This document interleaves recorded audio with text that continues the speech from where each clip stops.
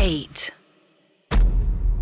अर्श, अक्सर हम लोग इस चीज को सुनते हैं, द कॉन्सेप्ट ऑफ अकस्मात मृत्यु, अनसर्टेन डेथ। अक्सर कई लोग जो है उम्र से पहले, बल्कि आजकल तो मैंने देखा है कि काफी यंग एज में लोगों को हार्ट अटैक्स आ जाते हैं। एग्जैक्टली। छोटे छोटे बच्चे हैं डिप्रेशन में जा रहे हैं, छोटे छोटे बच्चे सुसाइड्स कर रहे हैं। और अक्सर हम लोग ये भी सुनते हैं कि जब भी अकस्मात मृत्यु होती है तो ऐसी कयास लगाई जाती है कि ये इंसान एक प्रेत में तब्दील हो जाता है। बिल्कुल।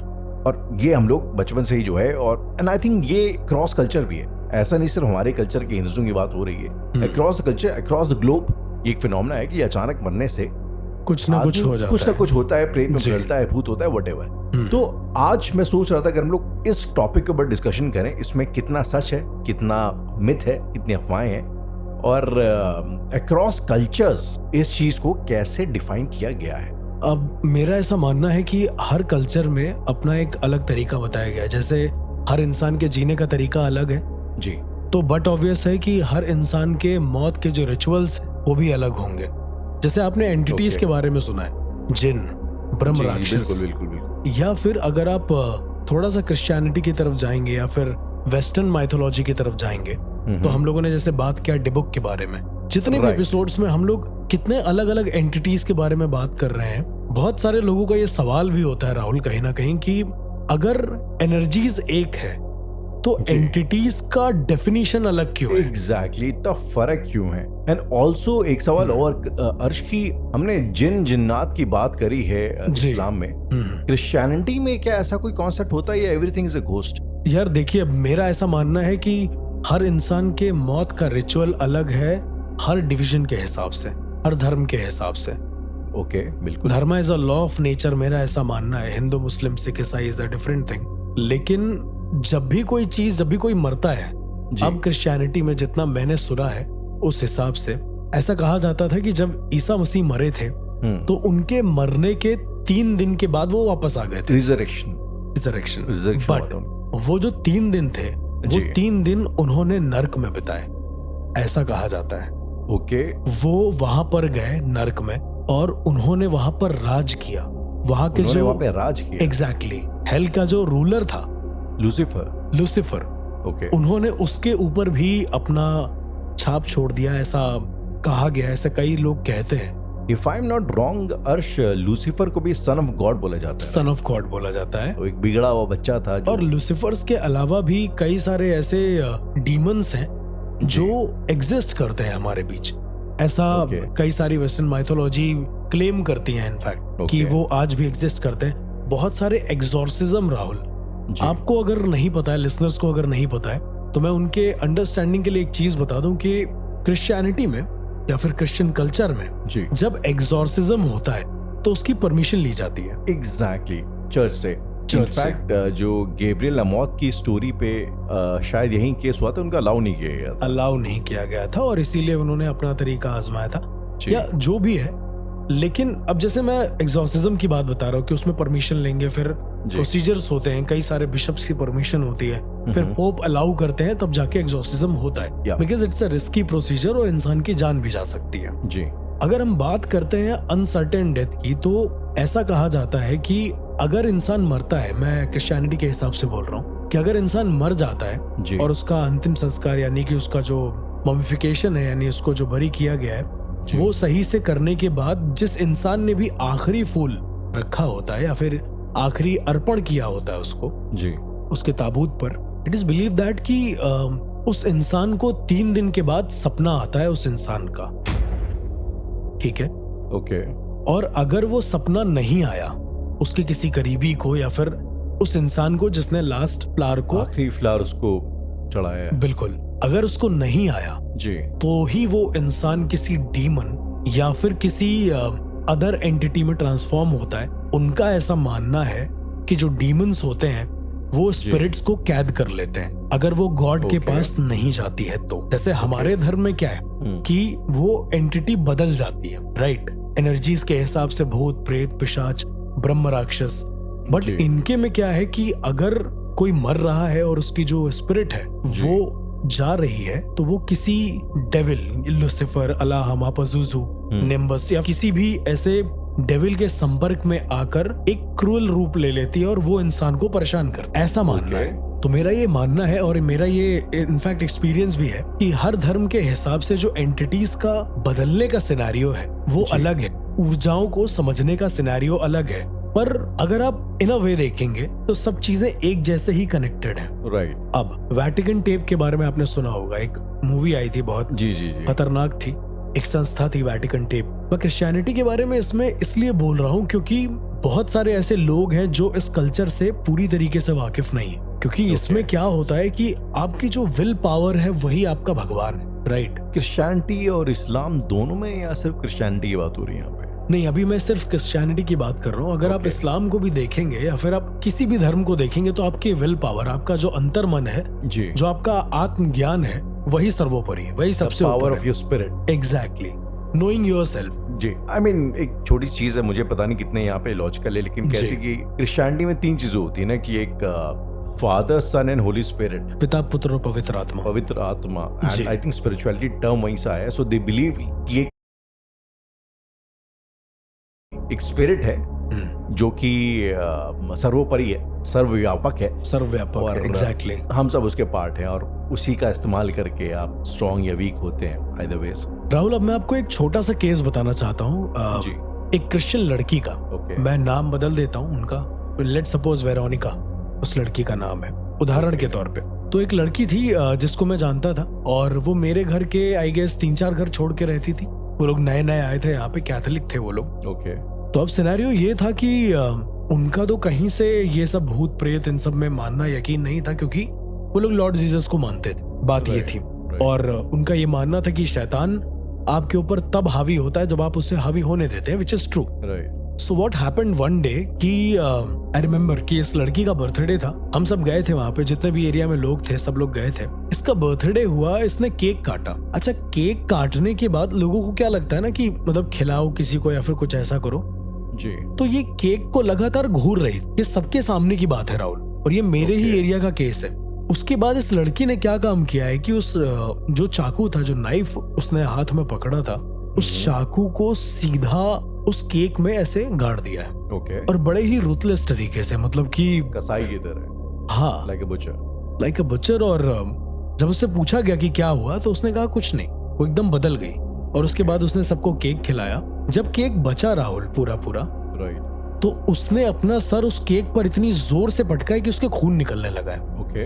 अब केक तो सर पे लगा था, मुझे ऐसा लग रहा था कि ये शायद एक होता है ना कि चलो केक ऐसे मुंह पे मार लेते, लेकिन कोई इंसान खुद क्यों करेगा ये चीज। और सबके सामने उसने अपना सर केक पे पटक दिया है। ओके। बेहोश हो गई है वो। तो उनकी मम्मी पापा का ये कहना है कि उसको थोड़ा फिट्स आते थे, इस वजह से उसने ऐसा कर दिया। ओके। 2 दिन के बाद राहुल क्या हुआ कि उसके घर से चिल्लाने की आवाजें आने लगी कि let me go, I don't want to stay here, जोर से। ठीक है। जब कुछ लोगों ने कार्रवाई की और पूछा कि क्या हो रहा है, तो उनके घर वालों ने बोला कि कुछ नहीं, बस वो ना हम लोगों से थोड़ा लड़ झगड़ रही है बिकॉज हम उसे काम नहीं करने दे रहे। उनके पेरेंट्स ने ऐसा कहा। पर एक दिन राहुल हद हो गई, वो लड़की अपने घर से बाहर निकलती है और मैं आपको बताने में भी थोड़ा अजीब सा लग रहा है, वो रोड पर बैठकर जी, जो भी अपने सुबह के फ्रेश होने वाले वर्क होते हैं जी, वॉशरूम करना और टॉयलेट करना, जितनी भी चीजें होती है वो रोड पर बैठकर करने लगी, बीच रोड पे, हमारे ही मोहल्ले की जो रोड थी। ओके। और वो उसी पोजीशन में, जैसे दोनों पैर पे ऐसे बैठते हैं, उकड़ू बैठते हैं जिसको बोलते हैं हम लोग, वो उसी पोजीशन में बैठी रही काफी देर तक। जब 15 से 20 मिनट के बाद कोई रोड से निकल रहा था, जब उसने ये देखा और पूछा कि कौन हो, तो उसने किसी और लैंग्वेज में बोला। उसकी लैंग्वेज किसी को नहीं समझ में आ रही थी और उसने अपना ही जो मल उसने त्यागा था रोड पर, वही वो उठाकर खाने लगी। Oh my God. और ये देखने में बड़ा अजीब सा, ये मैंने नहीं देखा था, ये वहां पर एक अंकल निकल रहे थे, उन्होंने ये चीज देखी। और ये करने के बाद जैसे ही उनके पेरेंट्स ने देखा और वो भागते हुए आए, वो लड़की अपने पेरेंट्स को देखकर जोर से मुंह खोलती है, मतलब चिल्लाती नहीं है राहुल। जस्ट इमेजिन एक लड़की जो उकड़ू बैठी हुई है, उसने अपना पूरा मुंह खोला जैसे वो चिल्लाना चाह रही हो जोर से, लेकिन चिल्ला नहीं रही हो। उसकी पूरी नसें दिखने लगी थी गले की, अंकल बता रहे थे, और वो उतनी तेज मुंह खोलकर बेहोश हो गई। बट उसका मुंह खुला रहा, वहीं पर गिर गई, ऐसे जैसे उसने किसी कह सकते हैं कि किसी डीमन को देख लिया हो। लेकिन अपने ही पेरेंट्स में किसी को डीमन क्यों दिखेगा? राइट। अब राहुल, जब इस मामले में और ज्यादा जांच हुई तो पता चला कि वो लोग जब यहाँ पे शिफ्ट हुए थे उसके 3 महीने पहले इनके भाई की डेथ हुई, मतलब इस लड़की के भाई की डेथ हुई थी। ओके। पर तब से, जब से इसके भाई की डेथ हो रही है, क्योंकि आखिरी फूल भी इसी ने चढ़ाया था मेमोरियल पे, तब से इस लड़की को इसका भाई हमेशा दिखता है। लेकिन कैसे, मैं आपको बताऊं, उस लड़की को अपना भाई दिखता है अपने ही कंधे पर बैठा हुआ। मतलब उस लड़की को ये फील होता है कि उसके कंधे पर उसका भाई बैठा है 24 घंटा हमेशा। 24 घंटे। और जैसे ही वो ऊपर देख रही है, उसका भाई उसकी तरफ देख रहा है। उसके भाई की क्या उम्र रही होगी जब उसकी करीब 12-13 साल। और कैसे उसकी डेथ हुई? उसके भाई की आई गेस फिसल कर डेथ हुई थी। वो छत पे खड़ा हुआ था, वो फिसला है और नीचे गिरा है और उसकी मौत हो गई। 12-13 साल के बच्चे किसी पुराने घर में, which is okay, uncertain death ही थी ये, अनियमित मौत थी, कुछ उसका लिखा नहीं था। 12 साल का बच्चा होगा। एग्जैक्टली। और तब से वो लड़की बार बार बोल रही है कि मुझे भाई दिख रहा है। वो गया नहीं है, उसे किसी डीमन ने रोक के रखा है, इस लड़की का ये कहना था। ऐसा वो बोलती थी, ऐसा वो बार बार क्लेम करती थी। पर इनके पेरेंट्स का मानना था कि कुछ नहीं, जीसस हमारे साथ है, ऐसा कुछ नहीं होगा। जब इनके पेरेंट्स ने पूरी ये सारी बात हम लोगों को बताई, तब समझ में आया कि अभी भी इसका भाई मौजूद है। क्योंकि उसका एक सबसे बड़ा रीजन ये था, इसके भाई को ना चेस खेलना बहुत पसंद था। राहुल, आप बिलीव करिए कि एक ऐसी घटना इनके घर वालों ने बताई, ये लड़की रोज रात को छत पे जाती थी चेस बोर्ड लेकर और चेस खेलती थी किसी के साथ। और जब सुबह आती थी वहां से तो चेस बोर्ड पूरा खाली हुआ मिलता था। इस लड़की का कहना यह था कि ये जब खेलती थी, इसको तो आता नहीं था, तो ये 2-3 चाल खेलकर वापस आ जाती थी। सुबह चेकमेट होती थी पूरी और उस छत पर कोई नहीं जाता था। सुनने में बहुत ही सिंपल और बहुत ही कॉमन चीज है, पर राहुल, जो भी उसका भाई करता था अपने जीवन काल में, वो सारा का सारा ये लड़की महसूस कर सकती थी अपनी आंखों के सामने। लेकिन अर्श, क्या वो उस स्टेट में आके एक एंटिटी बन करके अपने घर वालों को खुद सता रहा था? सवाल यही था राहुल। 2-3 महीने के बाद जब वो लोग यहाँ पे शिफ्ट हुए हैं, जब शिफ्ट होने के बाद इन लोगों ने, इनका अपना कोई प्रोसीजर होता है प्योरिफिकेशन का, जिसमें घर को प्योरीफाई करते हैं। एक फादर आते हैं, घर को प्योर करते हैं, होली वाटर वगैरह। एग्जैक्टली। उसी प्योरिफिकेशंस के बाद ही ये चीज होना शुरू हुई है। और जब ये सारी चीजें हो गई हैं राहुल, जब उनकी मम्मी ने सब कुछ बता दिया है, आप विश्वास मानिए, उसके 2 दिन के बाद लड़की के आंखों के नीचे ऐसे काले घेरे आ गए जैसे हम लोग एग्जैक्ट मूवी में देखते हैं। आपने किसी भी हॉलीवुड मूवी में अगर देखा होगा पजेस होने के बाद, लेकिन ये घेरे कुछ अलग थे। मैंने अपनी आंखों से देखा है राहुल, वो घेरे ऐसे थे जैसे काली नसें हों और नसें उसकी आंखों के अंदर जा रही हों। मतलब आई कैन सी कि उसकी आंखों के अंदर वो काली नसें घुस रही हैं, ऐसा दिख रहा था। अजीब सा केस था। उस लड़की को फिर एम्स ले जाया गया एंड आई रिमेम्बर कि 3 महीने उसका इलाज हुआ है। 3 महीने के बाद वो मेरे घर से करीब 15-16 किलोमीटर दूर कहीं और घर ले लिया था उन्होंने। वो वहां पे शिफ्ट हो गई। राहुल, उसके बाद मुझे एक दिन खबर मिलती है कि इस लड़की ने सुसाइड कर लिया है। कैसे? जब मैंने पूछा कि कैसे, तो इन्होंने बताया कि उस लड़की ने अपने हाथ में होली वाटर पकड़ रखा था। मैं आपको पूरी बात बताता हूँ, बहुत शॉकिंग था मेरे लिए। अपने हाथ में होली वाटर पकड़ रखा था और दूसरे हाथ में बाइबल पकड़ रखी थी। और राहुल, अब आप इमेजिन करिए कि वो एक छत पर खड़ी है अपने दोनों हाथों को ओपन करके, ठीक है, एक हाथ में बाइबल और एक हाथ में होली वाटर। पर जब इसने कूदने की कोशिश करी है छत से, तो इसका जो पैर था वो ऊपर छत के किसी कॉर्नर में फंस गया है और उसकी पूरी बॉडी नीचे आ गई है। मतलब जब हम सीधे खड़े होते हैं और हाथ खोलते हैं तो एक क्रॉस का निशान बनता है, राइट? क्रिश्चियंस का जो क्रॉस होता है। अब सोचो, अगर क्रॉस का जो आखिरी कोना है वो फंस जाए और क्रॉस पूरा नीचे आ जाए तो एक उल्टा क्रॉस कैसा दिखेगा? तो उसकी मौत वैसे हुई है। और कहा जाता है कि उसके दोनों हाथ अकड़ गए थे। मरने पर कोई एक पार्ट अकड़ जाता है, राइट? जी। तो उसके दोनों पार्ट अकड़ गए थे। लड़की की आंखें खुली थी और मुंह वैसे ही खुला था जैसे खुला था, उल्टे क्रॉस की तरह। और वो उल्टे क्रॉस की तरह लटकी हुई थी। मतलब उसका पैर फटने वाला था जब उसकी बॉडी को उतारा गया है। तो इस तरह के भी केसेस थे।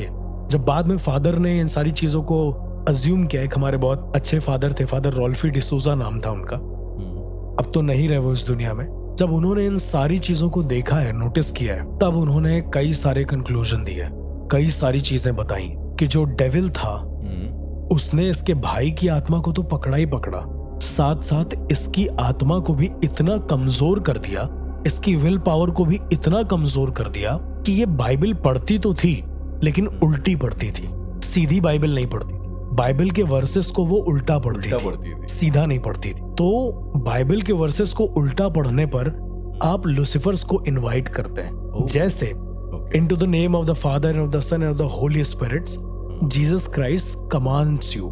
जब भी एक्सोर्सिज्म होता है ऐसा बोला जाता है, पर वो पढ़ती थी into the name of the devil and his son Lucifer commands me that I can do this thing. वो इस तरह से पढ़ती थी, और ये उनके माँ बाप बताते थे कि उनको कमरे से आवाज आती थी पढ़ने की। उसका अंतिम संस्कार भी बहुत अजीब तरीके से किया गया। ऐसा कहा जाता है कि अगर कोई ऐसे मरता है, क्योंकि उसका हाथ काटना पड़ा था बाइबल निकालने के लिए, वो छोड़ नहीं रही थी बाइबल को। और कभी भी इतनी पवित्र चीज को हम दफना नहीं सकते। ऐसा कहा जाता है कि जो शैतान होते हैं वो इन चीजों को ले जाते हैं अपने साथ, फिर उसे और ज्यादा अपवित्र कर देते हैं। तो फादर ने, कई सारे लोगों ने उसको हटाया, उसके हाथों को काटा दोनों तरफ से, ताकि वो क्रॉस पोजीशन में दफन ना हो सके, और फिर उसे दफनाया गया। तो ये भी एक तरीके का रिचुअल था राहुल, जो मैंने देखा था अनसर्टेन डेथ का क्रिश्चियनिटी के हिसाब से। अगर हम इसको थोड़ा सा और एक्सपैंड करें, थोड़ी इसकी टेक्निकलिटी जाए तो जी, जब अनसर्टेन डेथ होती है तो मैं आपको एग्जांपल देना चाहूंगा। ओके। कुछ टाइम पहले मैं एक नेटफ्लिक्स डॉक्यूमेंट्री देख रहा था। एक नागपुर में केस हुआ था जब एक कोर्ट के अंदर एक सीरियल गैंगस्टर को भीड़ ना करके मार दिया था। एग्जैक्टली, हम डिस्कस भी कर चुके हैं, इसके बारे में डिस्कस भी कर चुके हैं। चाकू से उसको जो है गोद डाला, मार दिया था। हाँ। एंड जब उसकी अंतिम क्रिया करी गई तो उसको जलाया नहीं, दफनाया गया। और ये कहा जाता है कि आई एम नॉट श्योर कितना सही है, कहते हैं कि जो लोग कवारे होते हैं, जो इस तरीके की चीजों में संलिप्त पाए जाते हैं जी, ऐसे लोगों को जलाया नहीं, दफनाया जाता है। हाँ, मतलब क्योंकि ऐसा कहा जाता है कि इन लोगों का जो शरीर है वो ऑलरेडी बहुत अपवित्र है, ठीक है? इसको अग्नि भी पवित्र नहीं कर सकती, ये लोग इतने अनप्योर होते हैं। इसीलिए इनको जलाया नहीं, दफनाया जाता है, ताकि वो इस पंच तत्वों के अंदर विलीन हो जाए, ना कि उस मोक्ष को प्राप्त हो। वो इसी दुनिया में रहे लेकिन वो विलीन हो जाए, वो कहीं खो जाए एक तरीके से। तो ये क्या सिर्फ इसलिए स्पेसिफिक था क्योंकि ये एक क्रिमिनल तरीके का था? अगर कोई नॉर्मल अनसर्टेन डेथ होती है हिंदुओं में तो उसको जलाया ही जाता है या उसको दफनाया जाता है गिवन द एज, या ऐसा कुछ? यार अब ऐसा है कि पोस्टमार्टम होता है, कई सारी बॉडीज होती है जिसका पोस्टमार्टम होता है, और उसके बाद उन्हें जला दिया जाता है, किसी बॉडी को दफना दिया जाता है। मेरा ऐसा मानना है कि जो अनसर्टेन डेथ होती है, अनिश्चित मौत जिसको हम लोग बोलते हैं, पहली बात तो हम लोग ये डिसाइड नहीं कर सकते कि एक्चुअली अनसर्टेन है, राइट? क्योंकि डेस्टिनी का प्रोसीजर हमें नहीं पता ना, शायद डेस्टिनी में ही लिखा है उसका ऐसे मरना। अब ये तो फिर बहुत बड़ा सवाल हो, बहुत बड़ा सवाल हो जाएगा। दूसरा ये कि अनिश्चित मौत को डिफाइन करने का सिर्फ एक ही तरीका है कि उस मौत के बाद क्या घटनाएं हो रही हैं।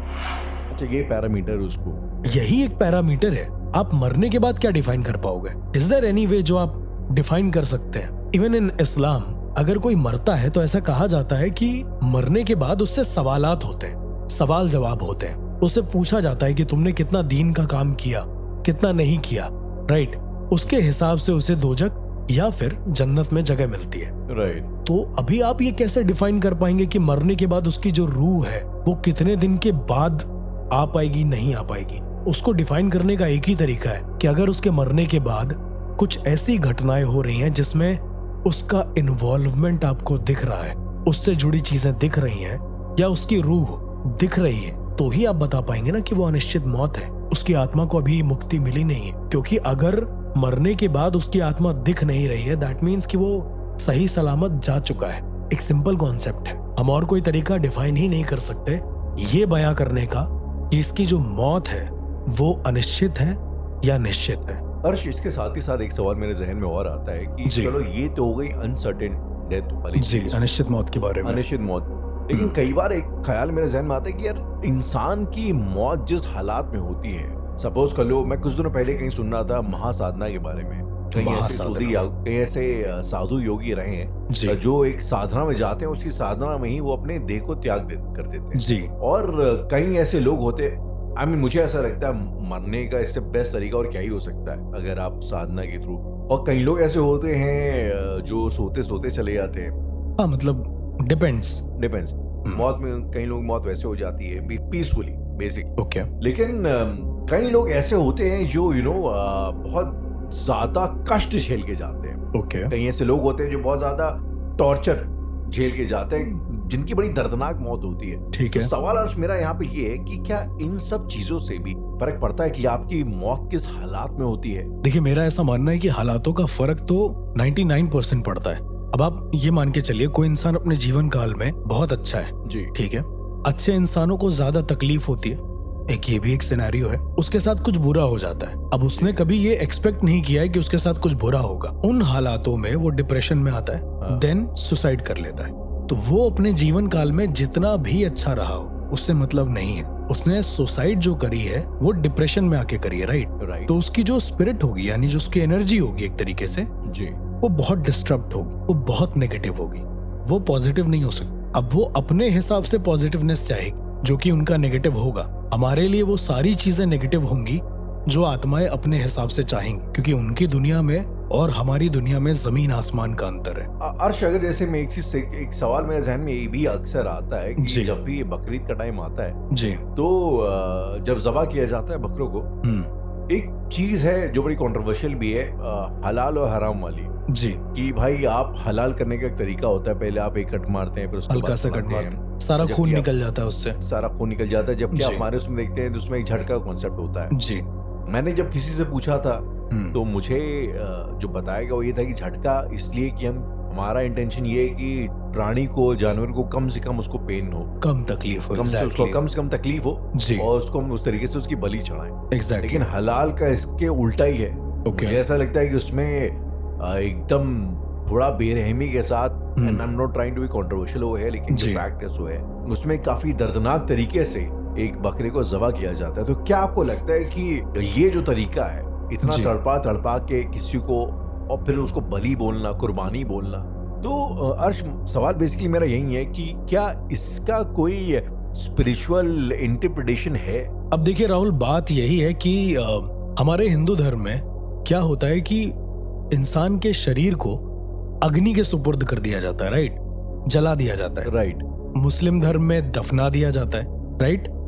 अब अगर आप इस चीज को देखेंगे कि दफनाना और जलाने का कॉन्सेप्ट, इसमें कॉन्फ्लिक्ट नहीं है ज्यादा, बस इंसान के अपनी सोच के ऊपर है, उसकी अपनी दिनचर्या में उसने जैसा भी सीखा है अपने आसपास के एनवायरनमेंट से वो वही करेगा। जैसे बुद्धिस्ट लोग क्या करते हैं, जो मॉन्क्स होते थे, जो मैंने सुना है कि वो लोग जब अनसर्टेन डेथ होती है तो वो लोग शरीर को ले जाके एक जंगल में छोड़ देते हैं, उस पर चैंटिंग करते हैं, पहले तो बहुत सारे मंत्रों का उच्चारण करते हैं, मतलब ये शोक मनाते हैं कि वो चला गया है। देन उसके बाद उसकी बॉडी को ले जाके एक जंगल में छोड़ देते हैं और वहां पर चील कौवे आके उसको खा लेते हैं। इंसान बचता नहीं है, एटलीस्ट उनका भी पेट भरता है जो चील कौवे होते हैं। तो उनका ये मानना है कि हमारा शरीर अगर खत्म हो गया है तो वो वेस्टेज नहीं होना चाहिए, राइट। ये उनकी अपनी नीति है, उनका अपना सोचने का तरीका है। तो ऊर्जाएं भी उसी हिसाब से ढलती हैं राहुल, जैसा हम उसे ढालना चाहें। अगर कोई इंसान ने बल्ब नहीं बनाया होता तो क्या हम ये इमेजिन कर पाते कि जो ऊर्जा है वो उस बल्ब में आकर जल भी सकती है, वो हमारे काम भी आ सकती है? तो हो सकता है, मेरा ऐसा मानना है, अगेन मैं वही कहूंगा कि ये मेरा अपना मत है, कि हो सकता है कि आगे आने वाले समय में हजारों तरह के मत बने, हजारों तरह के अलग अलग अंतिम संस्कार के रिचुअल बने और हजारों तरह के अनसर्टेन डेथ के बाद क्या करना है बॉडी का, उसके रिचुअल बने, क्योंकि लोग अलग हैं, सोच अलग है। तो वी डोंट नो कि आगे क्या होने वाला है। हो सकता है कि आगे बॉडी को प्रिजर्व करके रखने लगे, जैसे मम्मी का करते हैं। एग्जैक्टली। तो अर्श, आई थिंक इससे एक जो और इंटरेस्टिंग सवाल जो निकल के आता है वो ये है कि हम लोगों ने कुछ एपिसोड्स पहले एक बार बात करी थी गरुड़ पुराण के ऊपर। जी बिल्कुल। और उसमें जिक्र था हिंदुज्म के हिसाब से कि एक अंतिम संस्कार के बाद, आदमी के मरने के बाद उसकी जीवात्मा के साथ क्या क्या होता है, क्या क्या होता है, एग्जैक्ट संवाद है गरुड़ का और विष्णु जी का और गरुड़ का, जी, आफ्टर डेथ वाला से। और ये चीज मुझे हमेशा से एंटाइज करती है, हर किसी को मेरे ख्याल से कि यार सभी को इस जिंदगी फैसिनेट के बाद करती आखिर क्या है। तो अर्श, अगर मैं आपसे ये जानना चाहूँ, बिकॉज कि आप पैरानॉर्मली इंक्लाइंड है और जी। आपने आफ्टर लाइफ एंटिटीज से एक तरीके का संवाद किया है, जी। सो क्या आप आफ्टर डेथ के सिनेरियो के ऊपर थोड़ी रोशनी डाल पाएंगे? और अगर मैं आपसे कहूं कि जितने भी संवाद आप सुनते हैं स्क्रिप्चर्स, गरुड़, विष्णु जी का या किसी भी धर्म ग्रंथ के हिसाब से, अगर आप आफ्टर डेथ के बारे में जानना चाहें, और अगर मैं ये कहूं इन सारी बात को लेकर कि एक ऐसा पॉइंट आपको जरूर मिलेगा जहां पर आप जान सकते हैं कि मौत के बाद क्या होता है।